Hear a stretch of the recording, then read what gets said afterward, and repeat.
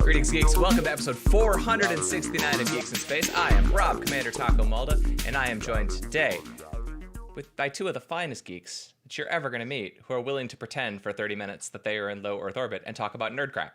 I have Chris DeBona. Hello, everyone. And Rob Roseboom. That's me. This is episode 469. You'll be glad to know that the episode is titled Nice. Nice. Nice. Why is it called nice? Oh, you're old. All right. So, Dude, not cool. We're all old. Yeah, I am old. Nice. Nice. All right. So we got all kinds of stuff today, and I've tried to mostly avoid things that cause us to dive headlong into depression and sadness. Although there is a little bit of that because, you know, it's 2020. Yeah, exactly. But all right. So turns out there's not a lot that Marvel can do about cops using the Punisher's logo. Which is depressing and weird, but also remember when Disney like stopped people from putting Spider-Man and stuff on like kids' tombstones? What? Yeah, there's stories about that, like, and it's more complicated than you want it to be, but like little kids, like Disney won't let you put their properties on tombstones. They don't want to be associated with death, unsurprisingly. And there's been stories where they've made like families change tombstones over including beloved child characters. But you know the Punisher, they you know nothing they can do about that. Well, so I will admit, you know, it's one of those things where if parents had the lawyers to fight, I guess they could keep the logo. It's one of those things where they're like, the last thing I want to do right now is have a lawsuit with Disney over my dead child's tombstone. Right. You know, the thing about the Punisher thing, so correct me if I'm wrong, you guys are way better at the comic book thing than I am because you dove deep. I dove deep in like other comic books. Doesn't the Punisher kill police? Punisher will kill everybody. Isn't that one of the things he does?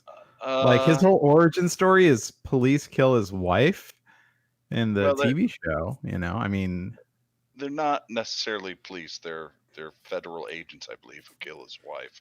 They try to like he kills whitewash it or whatever. I mean, he has killed crooked cops, but he's not. It's not, you know, he doesn't actively hunt police or anything like that. Because he was a cop, and then he was betrayed by his fellow cops. Correct. Yeah. Okay. But like, I mean, he was a uniformed cop in the Netflix one, right? I don't know. It just seems specious to want to associate yourself. No, he's in the military. Oh, okay. The military. Yeah. Still. They remember, Chris, the military used to be a different organization. Not one that they tried to deploy against the Constitution against the United States citizens. No, now it's a different time. Yeah, you know, you kind of joke about that, but I mean, after 9/11, we have armored vehicles here in Jackson, so there you are. Well, you know, Jackson's a hotbed of. That doesn't make. Yeah. Okay. So see how we got depressing really fast? Yep, depressing. So I'm going to get the other depressing one because it's another weird one, but I'm going to get it out of the way. So hackers in Chicago have been jamming police scanners, but they've been doing it by playing Chocolate Rain. That's fantastic. And the biggest surprise out of all of this is that I don't think that anybody on the internet had actually read the lyrics to Chocolate Rain before all of this went down. And it's actually like got like real commentary in it. Like I didn't realize that it was like serious. And I feel horrible laughing. Chocolate Rain. So I just remember him pausing for breath. Yep, he paused for breath. Which, as professional broadcasters, we also do. That's true. So that we don't. I'm gonna stop playing with Velcro because that's probably really obnoxious. You should play with Velcro away from the microphone and take a breath. I don't know if you were hearing it, you know, but I was obsessing on it. Sorry, everybody. No, Chocolate Rain. Once, this is a long time ago. This was like when shortly after Chocolate Rain was popular on YouTube. I looked into my budget, and if it compared to the bandwidth cost per megabyte for Chocolate Rain, and so for a year I was going around saying my budget is the equivalent of X Chocolate Rains, and people are like, "Will you stop doing that?" That's fantastic. That's not a good unit really of measure. Funny. Well, it's, because we've always talked in different ways about what things cost. We have a concept of SWE hours. We have a concept of this and that. And so I started using Chocolate Rains because I thought that was the coolest way to talk about stuff. I mean, it's not unreasonable. You have to put things into contexts that people can understand. I, for example, measure all entertainment value against minimum wage for the first job that I ever had, which I believe was $3.95, I think. So all entertainment to me must be at least like $3.95 or $4.25. It must be that entertaining per hour. Otherwise, I feel ripped off. That's my measure. What is minimum wage in Michigan? Because it's like pretty crappy federal. It's like $7.25 or something. I mean, I'm unemployed. I don't know. Yeah, I think it was $7.25. Quick look up. Anyway, there's good stories going around about the police dispatchers. Like, I can't understand what you guys are saying because Chocolate Rain is all over our scanners. In theory, it was anonymous, whatever that means in 2020. Cow. It's $9.45 an hour here in Michigan. Look how progressive we are. It's true. Well, you're higher than yeah. Because that's a living wage. Yeah. Employers subject to the Fair Labor Standards Act must pay $7.25 federal minimum wage. Wow. But then you also have to remember here in Michigan, there's a lot of agricultural jobs, so they don't have to pay minimum wage. Right. A lot of, if you waitress, you don't have to pay minimum wage. According to this website, it's $9.45 in Michigan. Yeah, okay. That's what I just said. That's what you just said. Okay, cool. Yeah. Good job with the words listening. Are your headphones still not working, Chris? No, they're working really well now. You guys sound wonderful. We should.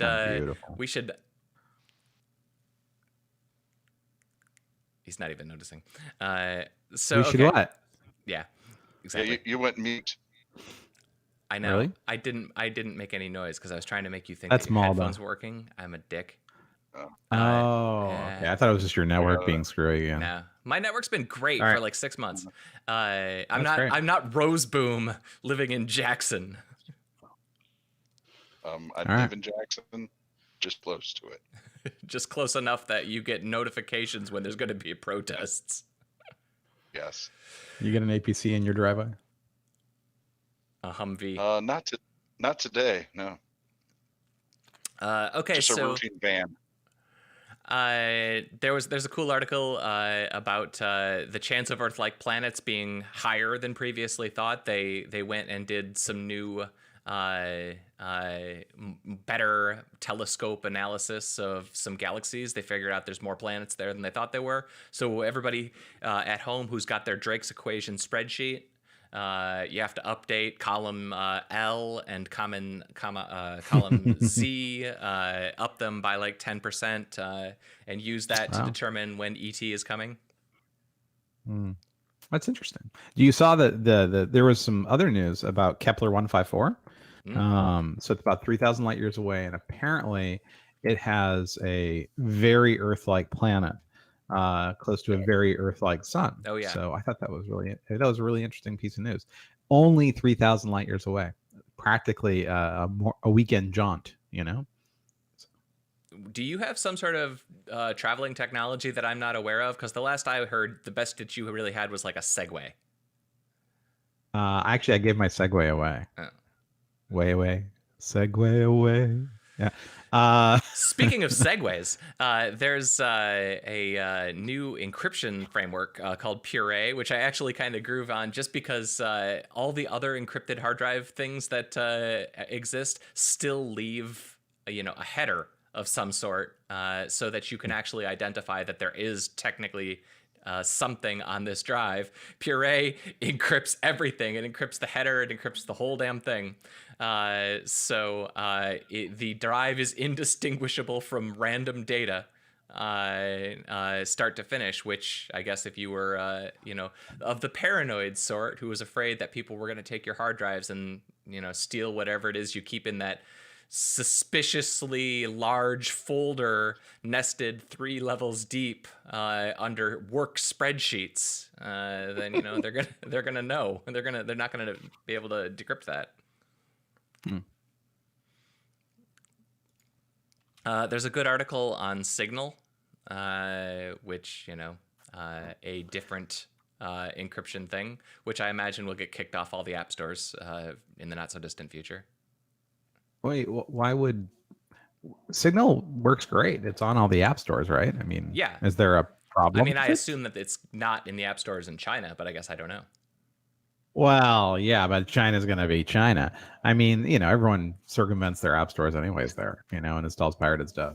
So I'm just saying, if it was banned in, China is a trendsetter. So like Hong Kong a year ago is Minneapolis now. So it's only a matter of time before we end up in the same dystopia. They're just a little ahead of us. We haven't got the service patch yet. I really, when I went to Hong Kong, it was a super neat place to visit. I hope that they find their way through this, man. I would love to go to Hong Kong. It's heartbreaking. It's a little tricky right now, with the global pandemic and the protests. But yeah, man, it was a neat place. I felt the same way about Shenzhen, though. I mean, these are just vital, alive places, and with the totalitarian oppressive regimes. Yeah, Hong Kong's unusual. Ever since the handoff, there was that huge influx of folks to Vancouver and to a lesser subset America, but mostly to Canada. And it's a heck of a thing, Anyway, sorry, I know I'm just talking in pablum and banalities, but yeah, it's really something. Rob, I got a couple of good ones for you. They found a 1.4 kilometer long, 400 meter wide base of some sort of Mayan pyramid sort of thing. Looked like the sort of thing that you are like, oh yeah, they found that 38 years ago, and you just found out about it today. A big causeway. Yeah, actually, they found. I don't know about that particular one, but it's kind of interesting how satellite imagery really has helped find those sorts of things. Oh in yeah. The jungle. It turns out jungle reclaims space very, very quickly. Very hard to determine through the naked eye, but yeah, they found a lot of really, really large structures and causeways thanks to satellites. Yeah, it looks like a city. Yeah, or a really, really big and complicated swimming pool. Maybe this was like a water park, Maybe they all got dysentery from the water park, and that's what's how they the water park in Bill and Ted's Excellent Adventure? Waterloo's. It's Waterloo. They discovered Waterloo. Well, which made sense because who was with Bill and Ted? It's Napoleon. It's almost like the writers of Bill and Ted's Excellent Adventure wrote a really good script. The Aztecs actually built really, really intricate waterways and sort of floating agricultural cities. They did a lot of cool stuff like that. I mean, in addition to sacrificing folks and killing neighbors. Didn't they have like a sweet basketball game that they would play too? Like they were innovators, man. Yeah, it was more like lacrosse. But yeah. Yeah, and they would use human skulls is what we were always told as children, but I don't know if that's actually true. I think they just used any skull that was kind of round, to shape the ball.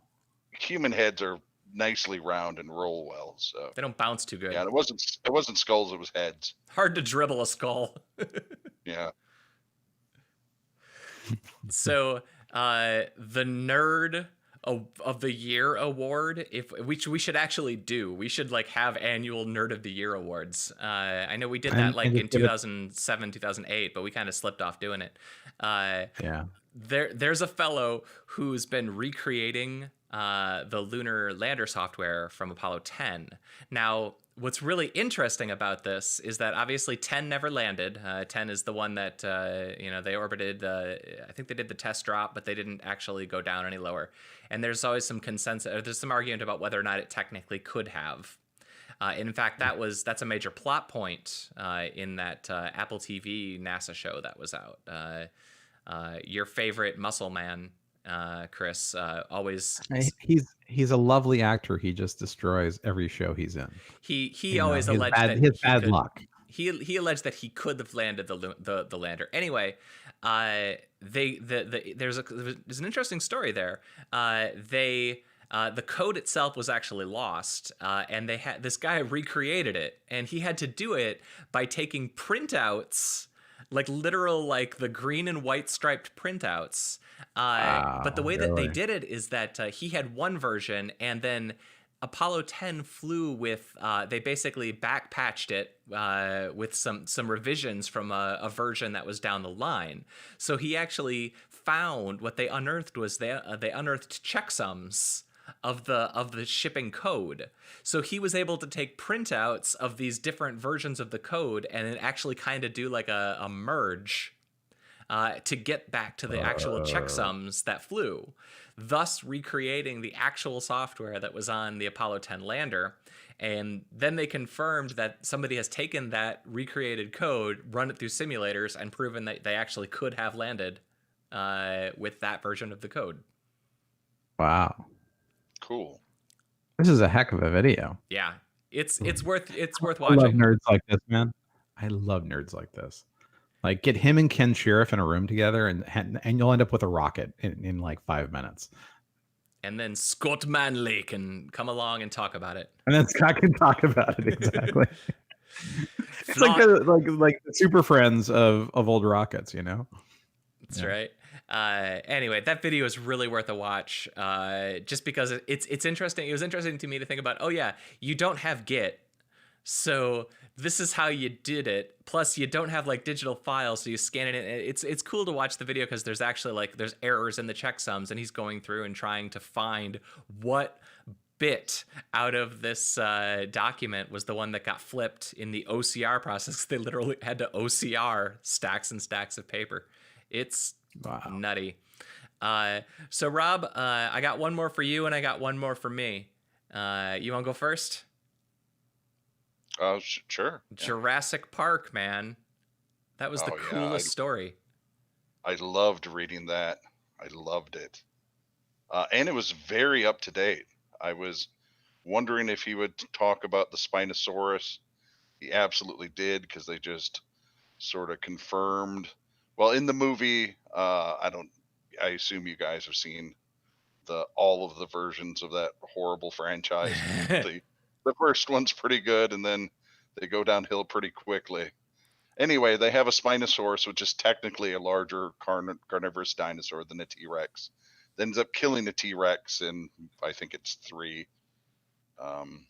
But that particular dinosaur is sort of more akin to a crocodile than anything else. Mostly just, they've speculated that it stayed in the water and ate mostly fish, so, really wouldn't run across a T-Rex. And then they just found a tail that proved it looked like a giant newt with a sail, pretty much.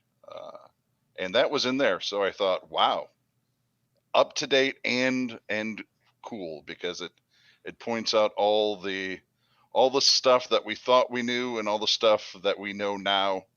And it's kind of cool what things, he got a lot of things right in that movie. Science wise, and then there's a whole bunch that not so much, but it's an interesting read. How do you pronounce apical nipples, which are the little pokey bits on the scales of the Triceratops? I pronounce them Todd. Yeah. Yeah, I don't know. I liked the story. It did a lot with like feathers and like, that's obviously like the first thing that I think people understand now, because like I think that Jurassic Park, the original one, was kind of the thing that brought the notion that dinosaurs evolved into birds into the mainstream consciousness. Right. And I think that the major change between then and now is, that I think the mainstream now understands that feathers were on a lot of different kinds of dinosaurs. But this article actually did a really good job, I thought, of like, this one had feathers, this one didn't, this one couldn't have, and all the reasons why we think that now. But he does that same level of depth on like the structure of faces and stuff. Like, we unearthed this other skeleton that showed that this dinosaur has a different snout Right. And then he would Right. show. And stuff like, velociraptors actually are about the size of a turkey, and They're the super animals cute. the animals they had in the movie were probably based on Deinonychus, but they explain how that mix-up happened because they're part of the same animal species. They're part of the same species, and some guy who he based a lot of Jurassic Park on, like screwed it up in his book, and that's why it's screwed up in the movie. And then later, he apologized to that. And they talk about Horner and Bacher and some of the other cool paleontologists, and yeah, it was really, really well done. Really interesting stuff. You like dinosaurs, you'd really like reading it. That's a heck of an article. Wow. Yeah, I think my question for the two of you, because I'm not as dinosaur as you guys are. I'll have to sneeze. Colors. They were actually, the 80s color palette where it was mostly hot pink and like a lot of lime, like neon lime. Weirdly enough, Tyrannosaurus Rex was that color. He was super into clubbing and surfing. Yeah. He looked just like Godzilla. He was really a scene girl T-Rex, No, seriously, like they had the like green coloring on the Triceratops. They have the yellow on the Stegosaurus. I mean, are these consistent with what they think they were colored like? As far as I know, they've only gotten a couple of samples that had pigment in them. They found a few more that show patterns, but most of that stuff is just based on, look at this lizard here and figure out the color palettes using those things. And the belief that some of these structures and these animals were used for mating purposes, so then they go and they look at birds and different things and add the color that those things on birds are now. But yeah, I suppose most of it's just a guess. Yeah, I mean, I think historically all we do is we say, well, the closest thing we got is the alligator. So let's just give them a bunch of alligator type colors and call it done. Right. And they get to that with like the large plant eaters, how their feet really didn't look like elephant feet, but that's what we have, Yeah. They had really cool drawings too of like how the toe, how the rear toe would work in those animals. Yeah. The giant land walking herbivores. Cool article. Definitely worth it for Jake and Elon to read that. They should definitely subscribe to our YouTube channel as well as to the Taco Zone. Oh, sure. So the last one that I had on the list is actually one that's been floating around for a while, but it's on Steam now, and it's probably going to be my next project for the afternoon after I finish installing a shelf. Is 3D Sen, which is a Nintendo emulator, where they basically run it through, I don't know, an OpenGL, some sort of 3D library. But he's been sort of systematically going through all these classic Nintendo games and trying to fake depth into them. And so, like, for example, Zelda, you can actually give a pretty nice isometric, not really an isometric, but like a tilted back angled view of. And Super Mario Brothers, you can that like coin blocks are cubes, for example. But he's actually going through and like manually doing weird stuff, like figuring out how to make background objects that parallax scroll, and casting shadows off of foreground sprites that then cast their shadow into 3D space. It's amusingly well done. I imagine it has to be ridiculously painstaking because a lot of these things he actually is taking 2D sprites and somehow extrapolating a third dimension out of them, like making a Goomba or something, a character which you would imagine to be round in Super Mario Brothers. And he's actually trying to make the 3D models for those things.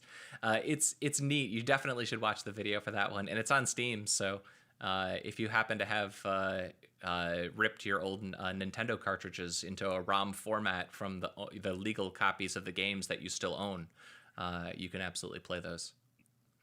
I do wonder if Nintendo is going to get up in his grill about this, and force Steam to take down the app. That'll be interesting. It's the same loophole as every emulator, right? We don't have any ROMs.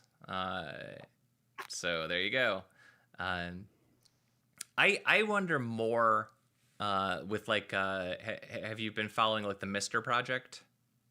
No. You should spend some quality time reading up on the Mister project if you're at all interested in gaming emulation. It takes an FPGA, and they've been emulating, because I mean, there's not that many transistors in any video game system made, you know, prior to like the PlayStation or the Super Nintendo or something, and they're recreating the entire game board for classic arcade games in an FPGA. Wow. Which, I mean, from a preservation standpoint, that's just fantastic, because you can't get those old boards anymore. Even if you're like a JAMA collector. They're all falling apart too. Yeah. I mean, the capacitors are melting. I mean, it's just, you know, it's not something that's going to be around. It's not going to just automatically be saved for history. Now, something like 3D Sen is clearly just like a Looney Tunes hack on this thing. Now, if Nintendo had their druthers, or if Nintendo's was smart, they would hire this dude, because he's got a VR version of it. So you can actually play your old Nintendo games wearing a VR headset. And like, when Nintendo gets around to releasing a VR version of the Switch, then can you imagine them actually putting some effort into that? That would be fun. It'd be really neat. I mean, yeah, I mean, I don't think it's going to happen, but that'd be really something else. Nope. Yeah.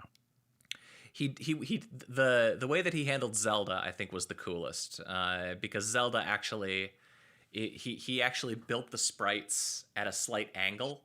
So if you tilted the screen back just enough, the sprites still are like perspective correct to the player. But it adds like a real nice depth to the game. It's really cool. I'm impressed by it. Yeah. Anybody have anything else fun they want to talk about? Nothing fun. No. Yeah, it's all not fun, basically. Right. Oh, I refloored my shed. I didn't like my flooring, so I put in like some click wood, and it was really neat. It looks like you're in some sort of amphitheater. Did you like reupholster the chairs? Yes, I reupholstered all the chairs and redid the flooring in the amphitheater. That's what it was. Yes. Come on, I'm just doing this amphitheater to hide you from the fact that I'm in the space station. So yeah, I redid the flooring in the space station is what I did. I was going to say, it looked like you added at least 1,000 crystals to the chandelier. Yeah. I mean, I was thinking that I'd upgrade my astromech.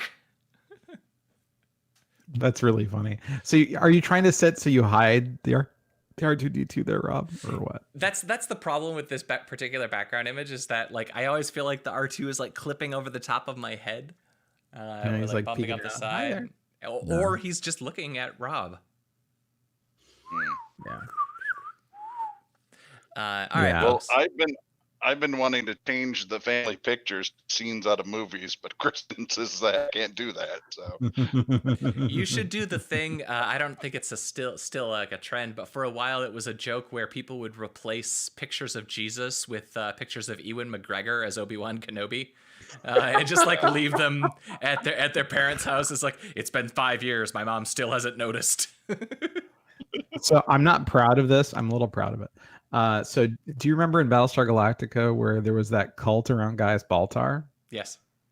So Gaius Baltar can heal the sick, Gaius Baltar, all this stuff. Sure. So I grabbed a hold of the photo of one of those and I clipped it out and I perspective corrected it. And I printed them out. And whenever we had like a guru or a faith healer, people who basically make a lot of claims anywhere near the campus, they'd put up their posters promoting their talk, and then I'd put one of the Gaius Baltar next to it. I did it for a year, and nobody noticed, and I was very disappointed. But yeah, I was just like, well, if they can promote their guru, I can promote mine, So we will not tolerate this kind of buffoonery. Well, All right, folks. Tolerate or not, I did it anyway. You're Let's a rebel. wrap it up.